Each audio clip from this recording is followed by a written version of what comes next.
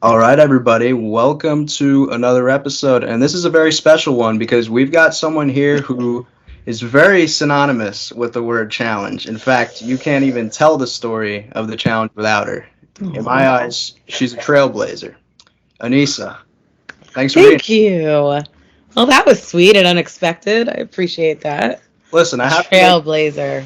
I have to make you feel very at home here. I thank you. I'm also on my bed, so I feel very comfortable. So you got the best of both worlds, home there and home here. Yeah. Yeah. So let me ask you now, since we're talking about trailblazers and stuff, you are the first host of the Challenge podcast, and being on the opposite end here of the chair, does that feel weird ever, or you kind of know the song and dance? I mean, I think I've always had a knack for it, so it wasn't that hard to get into like a rhythm, especially since it started with my best friend. Mhm. And now that I've been doing a lot with Davon, that's been really nice, like a nice change of like energy and whatever. And she, we can call each other out on certain things, and that's been really cool too. The only thing that gets crazy is like I've already watched it and say I've already been on the show. Like it just makes it a little difficult to give like more of an unbiased opinion because I know exactly what happened. Mm-hmm. So it's not like I'm a viewer in that sense. So that makes it a little difficult. And like you kind of have, not to walk on eggshells, but to be a little bit more careful because you do go back to the show and you don't want to, hurt people's feelings. But I'm sure what we say on the podcast is not nearly as bad as what the trolls say online. So That's another thing too. It's like brave of you to put yourself in that position, not only for what you have to go back to, like within the lines of like the confines of the show, but almost out of the show too, because you're kind of putting yourself in the line of fire because you're in an elevated position, like, and the fans are very protective over over the show. So whatever you say is essentially like if they don't agree or like your opinion, or like you're like running the risk of that. So was there any on your part trepidation about getting involved in that position, or was it a no-brainer? not at all. Really? I mean, when they offer you that kind of position, you say yes. I love to be the first to be like a part of something, like with All Stars, with this. I love that like women were fronting this one, and like it just felt great. I don't give a shit because it's like people are gonna talk about me regardless, whether it's good or bad. Even if I do great things, they'll always remember the one negative. Like that's how the fans are, and I think that people who watch the show, like that's the beauty of the show. You have the ability to create whatever you want out of it. You can see us for who we are. You can see us for the edit. You can see and make your decision if you like us or not. And for certain diehard fans of certain people, like I'm not going to change their mind about me, or their faves. And that's not what I'm there to do. We're there to interview people and get their perspective on their experience on the challenge. And that's it. And it's fine. I don't really mind it. That's all you can do, because if you put yourself in a position like where you are right now, if you care about everything that somebody says about you, it's gonna like eat you alive in this space. You can't do the show if you're ever gonna feel like that. I think I was just blessed to come on at a time where I didn't have as much access to me. So I think with Twitter and Instagram and everything else, like I don't know how I would have gotten through, body shaming and racially insensitive shit, like all of that stuff. I'm just glad I did Real World in a time where like it was important to do the show. Not saying it's not important now. I just think at that time, like Real World really served a purpose. No doubt. When analyzing kind of, because you've basically been in like every era at this point, so you've experienced like kind of the right. whole gamut here. When analyzing kind of how the show as a genre is just viewed, specifically like the challenge, do you feel it's, because when I look at it, I almost feel like back in the day it was very big and it was popular, but it felt more niche, whereas now it's more like globally mainstream in how it's analyzed. Yeah. Now it feels like it's analyzed as a sport, and there's more like spin-offs and variations of it. Whereas back then it was more about like people. I guess. Yeah, and the reality part of it. Right. Now we're like a show with like some reality people on it, like reality TV personalities. But it doesn't feel like what it used to feel like, where it was a competition and people did take it seriously, but there were the drama and the hookups and the fun, and I don't know why they're moving away from that. But I mean, the game's still fun, but I just think it was different then. I don't know. And that's why I love All Stars. I think that, with that show, we can still keep some of the old school stuff in there, but All Stars is still doing challenges that are just as hard. So it's just the people that make it a bit different. Right. Could you see yourself doing another All Star season? Yeah, 100%. Cool. I would like to. Yeah, I've been asked to. It's just when you only have one functioning knee, it's kind of hard to do all the shows they ask you to do. They asked me to do a few, and I was like, I can't. So it's been nice to have a break, to be honest. How far along the recovery process are you? About 7 months. Okay. So it takes 6 to 9 to heal. Like, I'm definitely out of like the re-injury zone. Like, I'm running again, but not on pavement.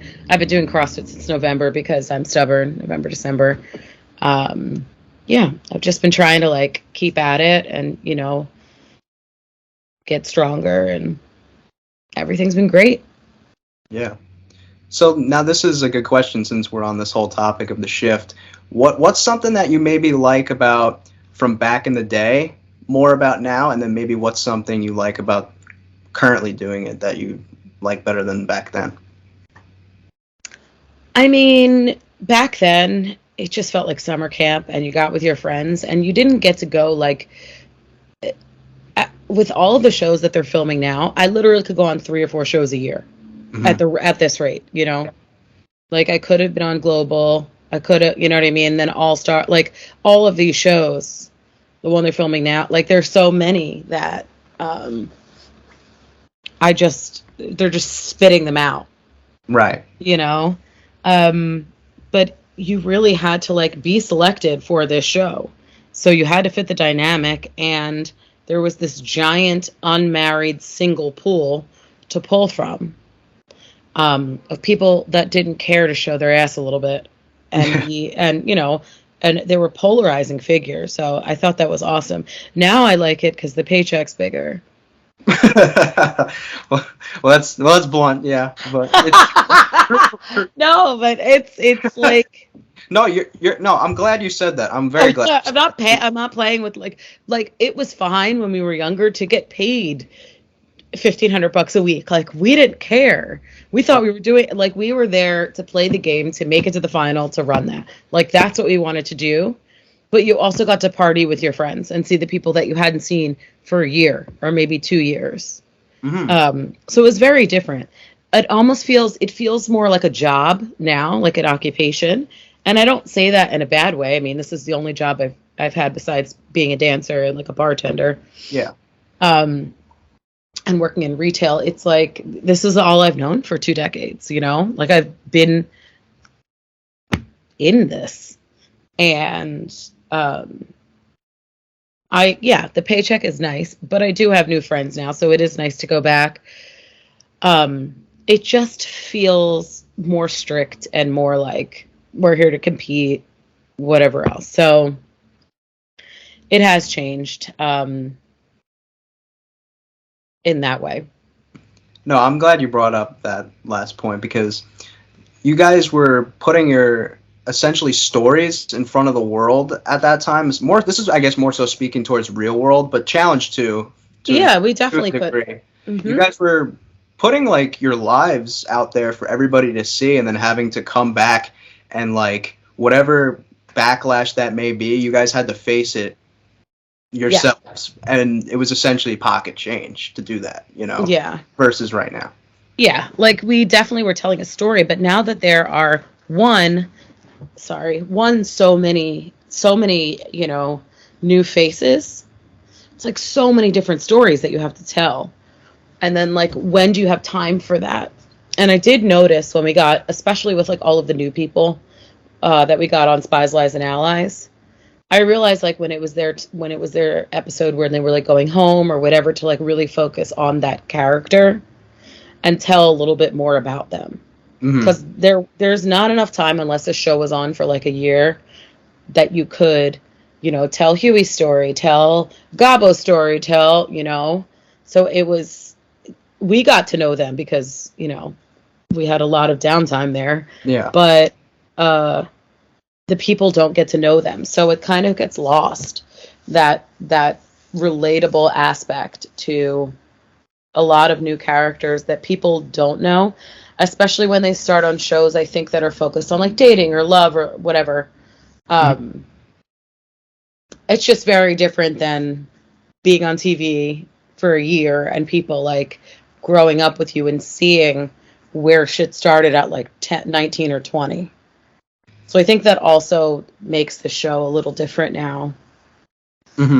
Right. People knew your story, for example, coming off of Real World Chicago. Like you have several different things about you that people watching you can identify with. So that's like what makes them want to root for you. Exactly.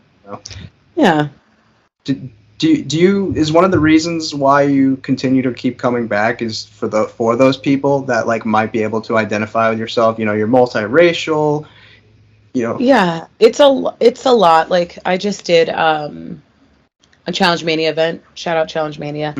I love Scott Yeager. I love Derek, but Scotty's my boy, and I'm very grateful that they bring me out because I don't realize that, as much as there are these loyal, diehard, like older fans, there are these new ones that I don't know how, maybe they've watched old seasons, are like, thank you.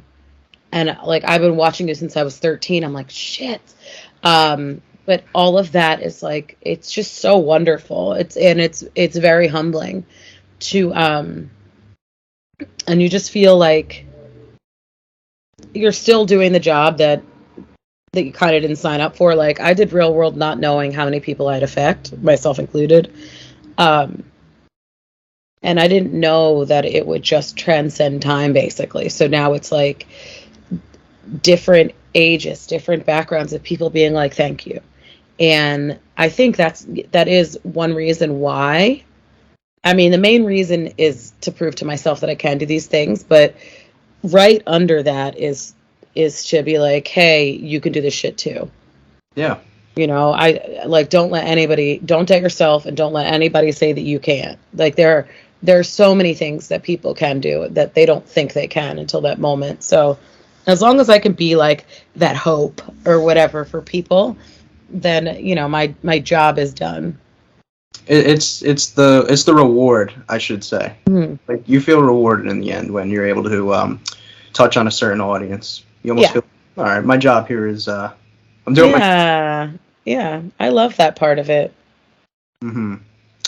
So did you have any aspirations for yourself prior to Real World Chicago of like, I want to do this, or?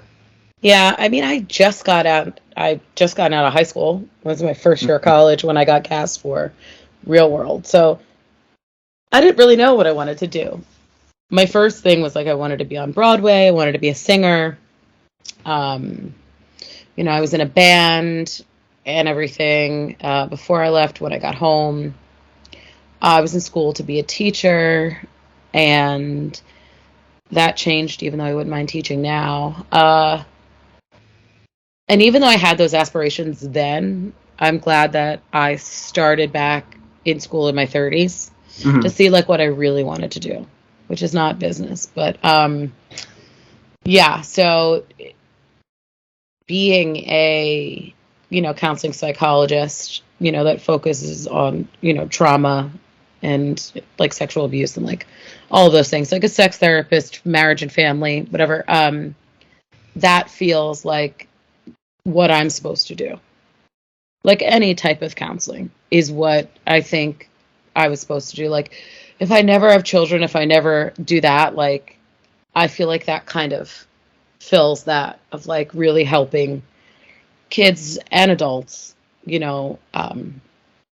to reach their fullest potential and live healthy, happy lives. Like that would be great. So I applied to grad school, so we got to see how many shows I can do before I actually have to go to grad school and retire from the show. You recently graduated too, right? Yeah. I can't imagine like the culture shock, not only of coming off a show, because this is another thing I talk about a lot too with cast members, but like in the middle of those gaps, having to like go to take classes and stuff too at the same time. Oh my God. They're like on Snapchat, like Aneesa's in my class. And like, I'm not teacher's pet, but I'm a nerd. Like I sit in the front row. I will tell a student to shut up. Like I'm paying for my schooling. Like just shut up. I email my professors all the time. Like I just have such a good rapport with my professors. I take school really seriously. So like when I'm there, it's like no bullshit. It's no nonsense.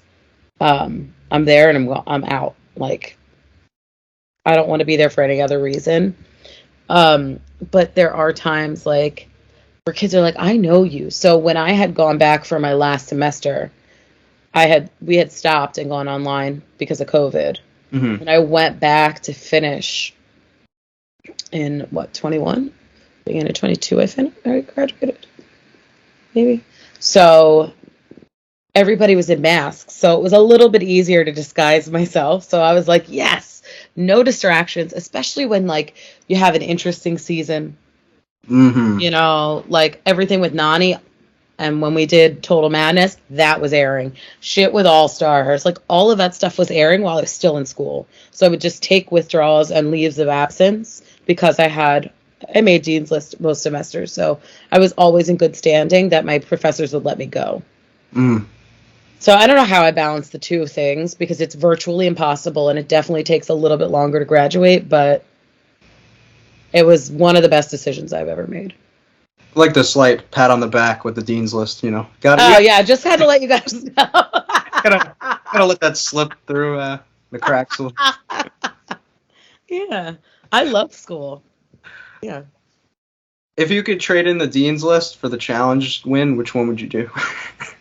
I'll take a challenge win. I can always get back on Dean's List. I mean, it's fine. Yeah, still grad school. It's fine. Yeah. I mean, there's so many wins, though. Being on TV for 20 years is a win. Yeah, it's very a win. Yeah. Not many people could say that, But we've seen in recent history, some of the women that win don't come back. Mm-hmm. So I'm like, do I want to keep coming on and being like, you could do this shit? You might not take first place, but like you can run the final for 4 days with a sprained ankle and a torn ACL. Or a torn meniscus or whatever I had at the time. Like you can literally play until you can't walk. You can't move. Like that kind of heart. That's a win for me. I mean, it sucked, but there are these small victories, that at $500,000 aren't going to really beat. Yeah. Listen, like I said at the top of the program here, you can't tell the story without you. Like a win, obviously very so sweet. Listen, I'm doing my due diligence here. But yeah, you genuinely just can't tell the story without certain people, and you fit under that category. So I guess that leads into my next point. Do you take it as like flattery if somebody like were to tell you that, or like do you not take yourself too seriously in that regard? Because as you know, being in that space, some people can become consumed by it, like kind of like you have to acknowledge me as this, or like I'm the best this. Like you don't really carry yourself that way. No, I don't care. Like if you saying that means a lot. I do feel like a trailblazer in my own right. But I will never ever act like that. Like I don't walk around like I deserve certain things except respect as a human being. Yeah. Not because I'm a trailblazer, not because I've been here forever, because I'm a human being, and if I work my ass off, just respect me. That's all. Mm-hmm. Just don't be a dick. Be a good person. Like it's not that hard. It's one of the easiest things to do. And I try to practice that. So, I'm not too good to take a picture. I'm not too good to FaceTime your family. I'm not too good to give you a hug. If I'm rushing, sure, whatever. But like, I'm a person like everyone else, and You know, I have good and bad days, but I try and put on, you know, my best face when like I run into people or like I'm doing a show. Like I try my best to stay humble. It's really not that hard, but yeah, you know, you just remind yourself like there are bigger things going on than me. Like I am not the most important thing that ever existed in this world. Right. Did you have any prior practice when it comes to like podcasting prior to that? Like, because for me personally, you fit so seamlessly in, but I think a reason why that is because when you watch the show, there's certain like people like right off the bat, you could be like, that's like a narrator type person in the confessionals. Like it's one thing to deliver like, you know, in the quote unquote elimination or like daily thing, but there's also another element to the show, which is like the social commentary, and people such as like you, Jemmy, Davon, like those are type people that come to mind when I think of like Johnny, Kyle, Devin, Kyle. like they're all very funny. I think that you have to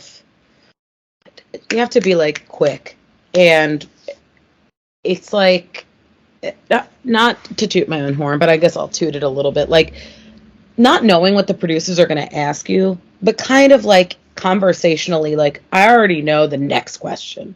Right. I know that if you're going to tell me this, I'm going to give you the long enough answer that you're going to get those 4 questions answered without having to stop me. So I think that's been practiced. We also, after Real World, most of Real World and Road Rules kids, we all had to do, I think we went to UCLA to do a like public speaking training. And like with presentations at school, like I have no issue public speaking. And I think that also helps. Right. So, and I did a lot of commentary in college too, like that shit was a lot, but I kind of think it all helps out, but I think you naturally have to be that quick. Like somebody answers something and you're like, wow, or they talk about something and they totally get off topic. And you're like, how do I draw them back in with the notes that I have right here? You know? So it's like just zingers or like keywords or like something that draws, like, speaking of, did you, you know, even if it's totally like from left field, to draw that back, like just the ability to have to like move on a dime, I think helps me be able to podcast. It's like a conscious, subconscious thing that you have to have in podcast. Like sometimes I like drift off because I have ADD and I'm like, doo-doo-doo. And then I'll be right back in the conversation. Like I could be staring and like not even thinking. And I'm like, shit, I'm still here. I have to like, you know, which is kind of not a problem with having, you know, 2 to 4 people on at once, but it lightens the load a little, but you still have to play kind of this, you know, tennis match with each other, which can be really fun. Right. Like there's a point that you might not be able to relate to, but like if you just have to be like listening to something they'll say, but you'll be able to bounce off of their point with like a counterpoint type of thing. That's something that I've kind of noticed a lot with myself in doing this. So yeah. Yeah, I had another question about Real World Chicago. Some of my subscribers wanted me to ask you about this, and I think I might have had Cara from your season. She's been on here, so I think she might have talked about this too, if I remember correctly. They had like a different group of cast members for like a day, I want to say, in there, and then filmed stuff, and then brought you and I think Chris in. Do you know anything about this? No, what is she talking about? She said that there was like a separate thing that got filmed with other cast members, and then they like brought you and Chris in after that. So I don't know, like I don't get what. Did she film something that I didn't know about? Maybe. Because Theo and I think, or me, but maybe Theo and Carrie were the first 2 people in the house. And then I came, or no, maybe me and Theo. No, Theo and somebody, and then me. So Theo and Tanya. So you don't remember filming anything with anybody else, right? Like only after. We did a movie called, like, it was like The Real World, and then they, like, stole the cast members, and then this fake cast came in. But oh, okay. I don't know. Maybe that was it then. I'm gonna have to text her. When Yeah. did you talk to her? I spoke to her last year at this time. Yeah. Oh, yeah, we spent New Year's Eve together. Oh, cool. So Yeah, we had dinner and drinks. Yeah. nice little nugget there, because everybody always wants to know, like, do real world castmates keep up? Yeah, we do, and then we group text everybody, and I don't think anyone responded. Maybe Theo, like Happy New Year, and Kyle's like DM'd me back when he's not so busy. Yeah, Kyle is killing it right now. He's. Yeah, but we knew he would. Hmm. I wish he would have done the challenge though. I think he would have been great. Oh, he would have actually been very good, I think. Yeah, yeah, he would. At And he was just so funny. I was like, we didn't get enough. That's like the one thing about him. He does the NFL Network shows. So he's kind of like the comedy relief. Like he's always So funny. He's the pop culture guy. Him and I would make. I mean, he's so funny. Cara's so funny. I mean, I don't know. Mm-hmm. I mean, we were a funny group. Do you remember? Well, you obviously remember, but like, do you remember like? Because I think like if somebody experiences something like traumatic or like memorable in their life, they're very easily able to like draw their mind back to like what happened. Mm-hmm. Do you remember those exact moments right before they showed you what was happening in September 11th that day? Mm-hmm. I woke up because my dad called me. This was before the plane, before anything. He was like, "Happy birthday." I was like, "Thanks, Dad." And then my mom called, of course, with a whole different reaction, because that's my mom. Even if it weren't 9/11, I mean, my mom's just there's a drama factor. But she was like, plane crashed into the World Trade Center, da, da, da, all the stuff. And we were actually going to take our cast photos. Wow. So we ended up going, we were in the car. And mind you, we don't have a TV, we don't have a radio, we don't have a newspaper, we don't have shit. We get in the car driving, and I think it's still like so new. Mm-hmm. All we heard was flight whatever hit this, so we didn't know the severity of the situation. Because it would have been different, like a piece of debris or like we didn't know anything. So, there is that wall, and with Real World, it's very different than the challenges. Like, you couldn't talk to anyone. I tried to break that. You couldn't talk to anyone on production. So we all went to this bar right across from Wrigley Field and Wrigley Stadium. Look at me, Wrigley Field. And we go into the bar and we have them put on all the TVs. And once that happened, I mean, it was just like, I remember I think she was a PA, or she could have been a TC, just grabbed me and we were crying. Everybody's hugging. Like, it's just, and then Kyle's freaking out because he lives in New York. His girlfriend's there. It's like a whole thing. And we stayed there for a little. I don't really know what was going on. Then we ended up coming home, changing. And then they brought in our really tiny TV where we could actually like watch what was going on.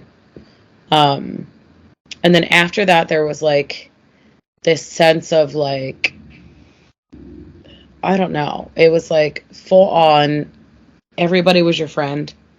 Like your neighbors sang with you, we lit candles, and we would just sit outside for hours waving flags, and like, it was extremely patriotic. I mean, I'd never felt like that in my life. I also didn't, like, we had never experienced anything like that. My grandfathers are both my grandfather was in World War II with my uncle. Like, they all knew about those kinds of things. It was like the first thing that ever happened where I was scared to like imagine what could happen next.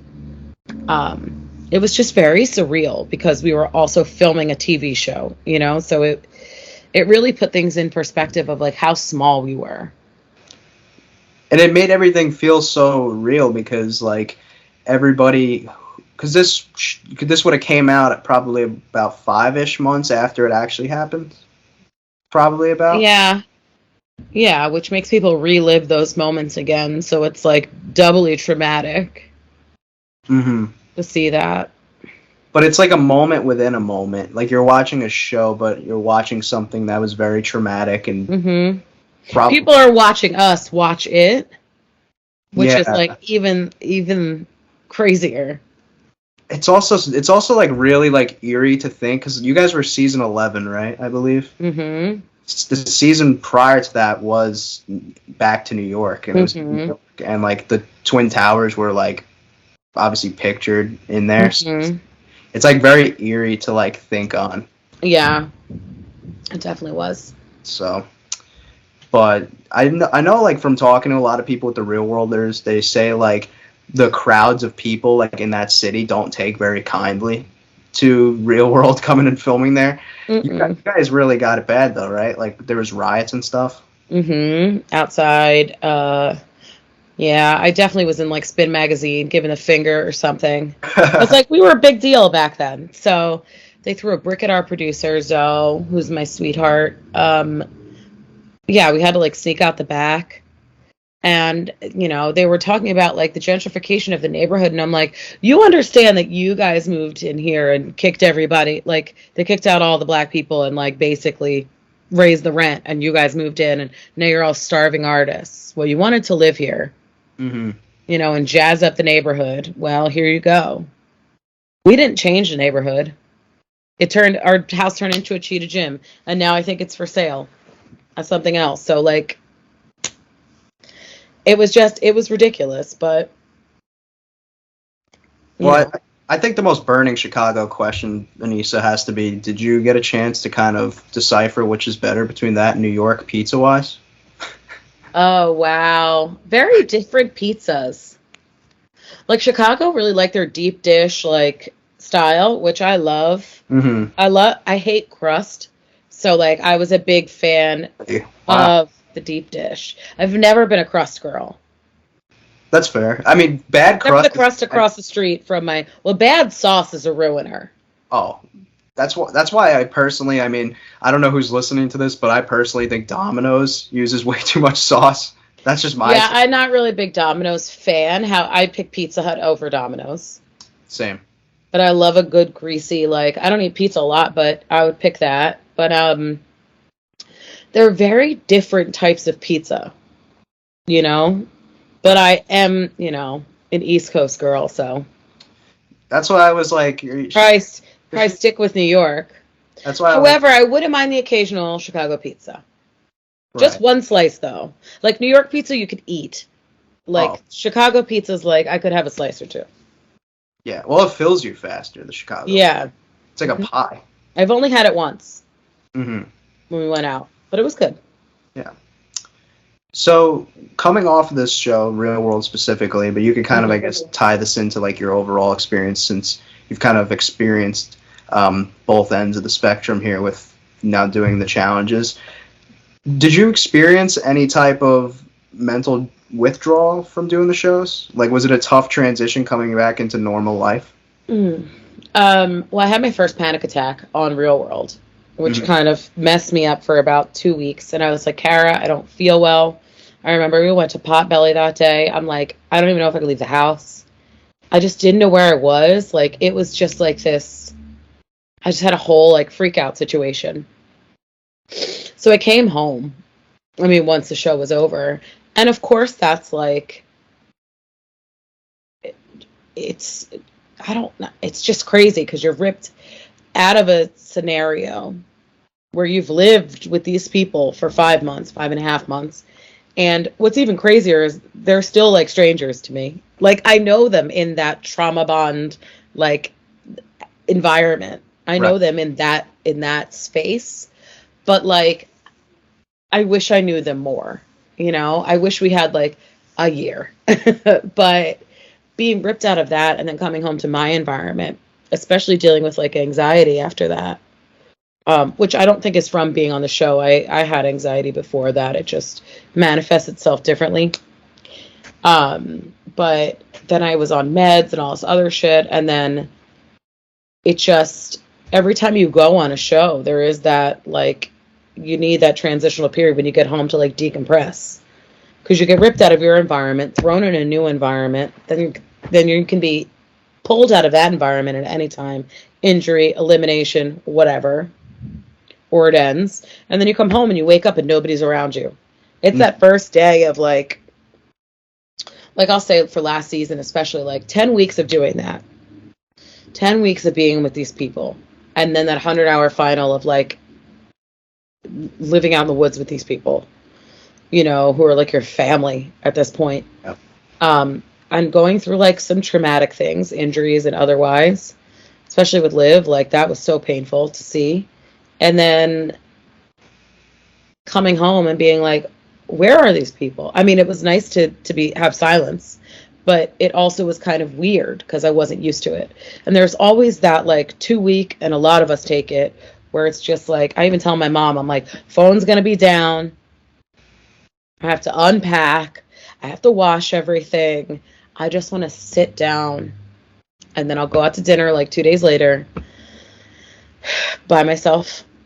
And I'll come back home and like, you know, get readjusted. I mean, you have jet lag. You have, you know, like it's a very weird feeling. And it's so hard to explain it, but like it definitely happens each time. Oh, that's an interesting thing to hear, considering, like, you know, it's something that still actively happens to you, right? Like, it's not something that can just go away over time, like with doing shows, you know, like. Well, yeah, because I'm always by myself. I mean, I live alone. So, like, it's a shock when I have to come in and I'm like, these dishes. Like, it's okay. Like, it irritates me a little bit if I leave, like, something, unless it's soaking in the sink. But, like, everybody's dish. It's just so much. And the bathroom and like toothpaste in the sink and shit that I just wouldn't do. Like it drives me nuts. And then I get home and I'm like, damn, I wish somebody was cleaning for me in this kitchen. But it's just the little things. Where you get really happy that like you have your own bathroom, you have your own bed that's big enough for a human. You have your own shower. Oh, that's the best. So there are definitely pros and cons to coming back home, but there's always an adjustment period.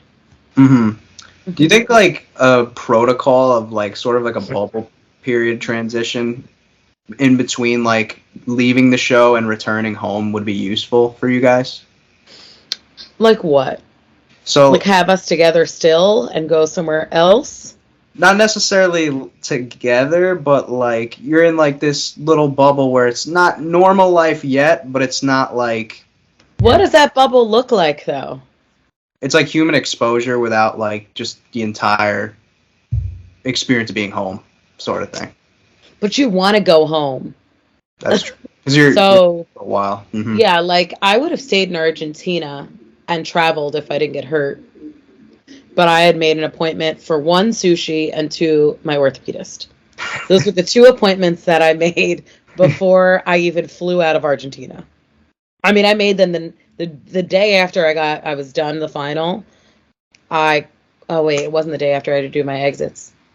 So I guess when we were all back and we had wrapped, I was like, doctor, I need this. And went on Instagram. I was like, Jesse, I need sushi. And that's it. That's all I really cared about was getting home and finding, especially when you don't know what's going on with your body, finding out what is, because they weren't going to help me out there. Yeah. Yeah. Do you have any seasons that you look at? Because we alluded to the win before. Do you have any seasons that you feel like you pinpoint as like the one that got away? Definitely. Duel one was the one that got away. 1,000%. I had a chance to call out Svetlana and I didn't. And though I just didn't believe in myself as much then, I think if I had like the fire that I have now differently, internally, physically I did then. I didn't care who wanted to wrestle me. I didn't care what we had to do. I was doing it. If I had what I have now, that I don't give a fuck as much, I think it happens when you get older. Yeah. But if I would have had that, I think that I would have won more. Mm-hmm. I also think that there was like a lot of judgment back then, especially with teams where like there were guys that were like, no, you're not good enough to go to the final. So like they didn't care if you left or not. Nobody was fighting for you to stay or thinking that you were an asset even though you helped win things. But definitely Duel 1 got away. Duel 2, I wish I would have just jumped over that puzzle because I would have then probably gotten second place. Mm-hmm.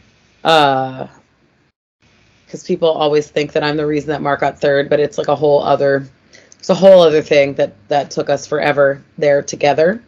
So I think that Inferno 3 I could have won with my team. It was like a 4-mile run with puzzle pieces. Like, yeah, they carried Susie. So these, things there are a couple. Well, there was that time, and up to recently, where it was like I kept leaving right before the final. So who knows which ones I would have won? Yeah, it was like such a thing of those. It was such a thing of getting right before the final, and now you made the final of All Stars 1, and then now you've just recently experienced. Yeah, and with All Stars 1, I wasn't going to kill myself either because it was like I didn't get enough points the first day. So even if I came in first the second day, I wouldn't have beat any of the guys with my points. Yeah. So it's like, what's the point? I'm not running up this thing. I was like seeing like stars and colors, and I had this much space to like walk. So and then there was just a straight rock hill down to your death. Like, I just didn't care at that point. But it's crazy because like you get in the final now that you know that what they are, you're like, why do we want to do this to ourselves? Right. Especially if there's only like 1 or 2 winners. I thought for sure, like, and I guess we could use All Stars 1 as an example. I thought there should have been like a guy. Yeah, me too. Even though I love Yes and I'm so happy for him, it would have made old school sense to do first, second, and third. Yeah. Not a guy and a girl, just whoever came in first, second, and well, then they technically would have did that already then. No, then they could have done just done it by points then. Okay, yeah, that would have been a good one. Because then it would have been Yes, whoever came in second, Mark, Darrell, and then Mark, Kellyanne and John A. Yeah, which could have split whatever. Or they would have done it by like this. I mean, it was a point system.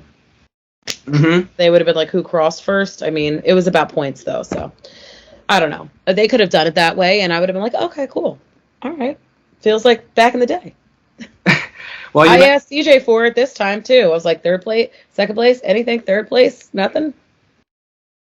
He doesn't make the rules. No, he doesn't. Yeah.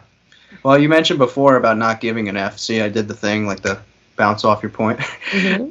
Everybody brings up your, I think this is everybody's favorite, like, fight moment of yours was, like, the Gauntlet 2 moment. I hate that moment. That's why I brought it up. I was like, I know that because they said that you didn't like that moment. Was that, like, the one that, The one that I'd like them to erase? Yes.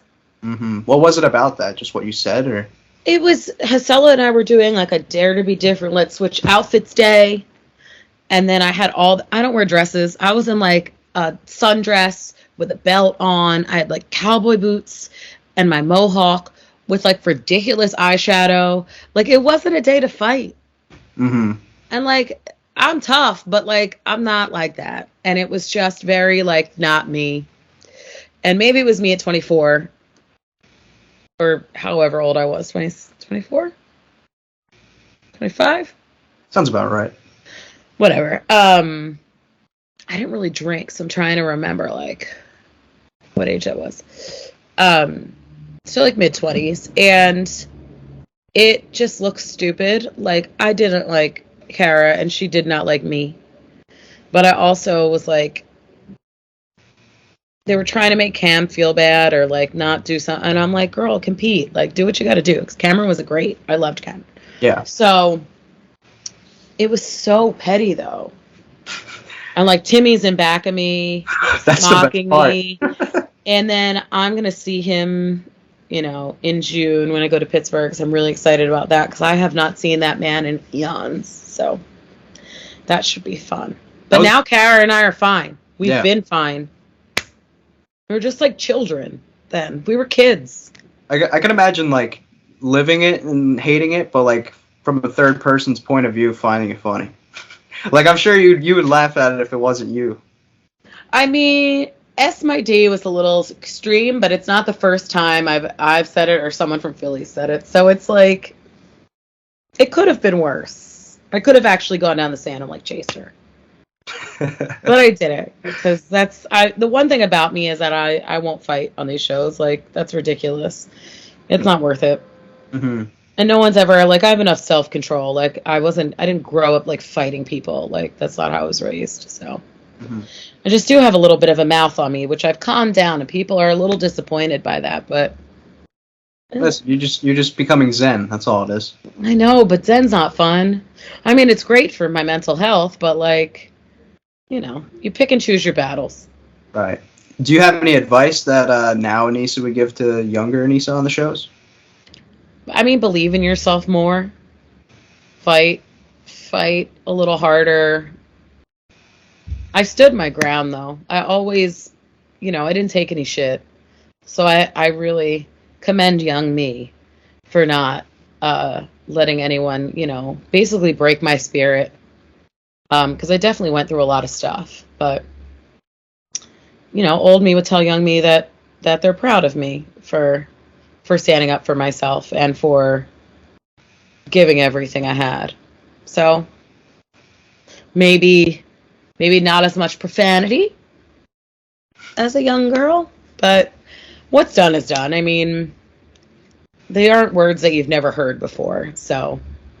Well, that was just a really sweet moment you had right there. You give yourself some credit. You know, that was very sentimental.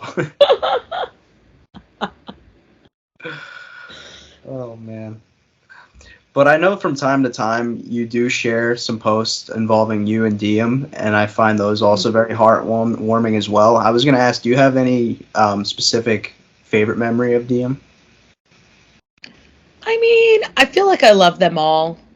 It was just a lot of rivals too, that because we weren't rivals, we were actually really good friends. Yeah. So that was funny to me that we were rivals, because I feel like the minute we were paired up is like the minute we were butting heads. Yeah. I loved when she had like a little bit of feistiness that would come out. And my favorite moments are that, because she's so sweet. But when she's heated, her mouth would get kind of dry and she would talk really fast. And it was just like, that was her. And she would always call me baby girl, which is just so cute. And I loved, there was this innocence about her, but like this fierce passion for like life and, you know, splash of politics. And she was just so smart. But I really enjoyed, what did we do? We did an event, I think, in New York. And I mean, we danced our asses off that night. And the VMAs, we had a good time. But I miss her, you know. Mm-hmm. I don't think a day goes by that I don't think about her. Yeah, that's sweet. The VMAs too, that's another thing you just brought up. You guys were always going to those back in the day too. Like that was they were good. Yeah. They were fun. The Yeah. movie awards were fun too, though. The Real World Bash, remember that? Mm-mm. You weren't at that? No, wait. I was. It's when they had all the Real World people together, and there was Real all World of us in California. Yes. Yeah, where they pushed that comedian in the pool. Yeah. Yes. Was that the? Are you even old enough for this? No, but it was like the first time I met Tech, and he was like selling his own underwear at that point. Willie was there. Yep. And then, yeah, we were all there. That was a good time. That was the only time I think that they did that. Yeah, it was a good time though. It was like the last time like I hung out with Kyle and Cara, like, and Cara. Jesus. Listen, the name is so like, you know. Yeah, It's normally Cara, so I've never really said it any other way until I met Cara. Right. Speaking of which, do you have like a because I had Veronica on recently, and this was a popular talking point everybody got a kick out of. We talked about Mount Rushmore, and I asked her her female Mount Rushmore. So would you mind if I ask you the same question? You can If you choose to. You don't have to answer this, but. I put Rachel up there. I put Emily up there. Okay. I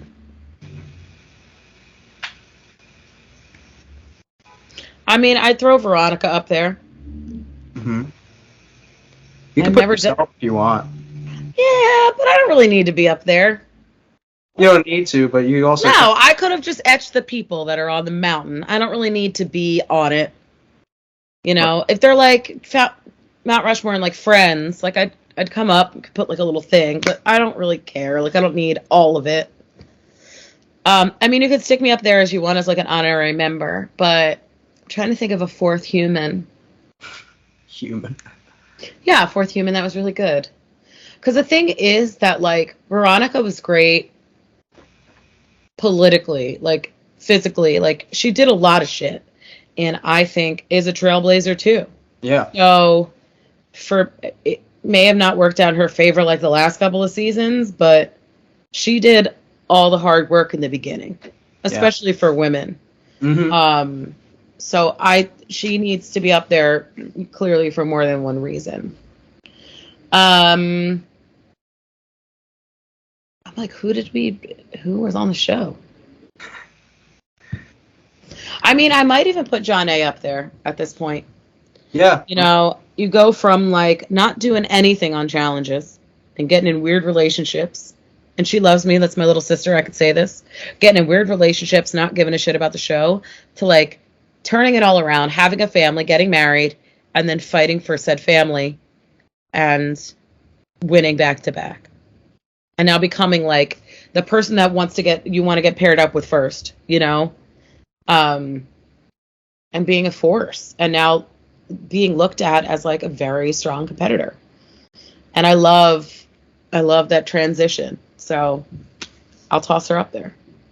That's so special about All Stars, though, in particular. Like, this is the special part about it, is people who, like, during their original stints on the show might have not had, like, the biggest imprint, like, on the game, could come back now as, like, a changed version of themselves. Mm-hmm. Now they actually have something to fight for, like an elevated stake in the game. Yeah. I'm like, maybe I should go have a kid. I was like, no. I'll get a pet. I'm fighting for my pet. Listen, it's like the token thing. I'm fighting for my kid. And then everybody stops. I gotta find something else. Everybody stops hating on you on social media. You know, it gets better. Right? No, it's okay. I'll take the trolls. Yeah. I'll take them on. You'll take on the brunt. Mm-hmm. Cool. But thanks for hopping on here today. I had a great time. Yeah, of course. Chatting with you. You know, breaking the ice. Maybe in the future we could have another, shindig at this. But of course. Yeah, but thanks. I'm not opposed to it. Not opposed. I'll take not opposed. I would surely do this again with you. Okay, cool. needed the affirmation. I'm sorry for the lack of enthusiasm. My back hurts. I did a lot of squats yesterday. Now I have to go on a walk with my friend. It's just a lot on the body. Yeah, I can imagine. Well, you're preparing for that comeback, that inevitable. Can we get a nugget here too? Like, if it was up to you, like, right now, like your comeback season, would you take All Stars or like Flagship if you were to make your comeback? I don't know.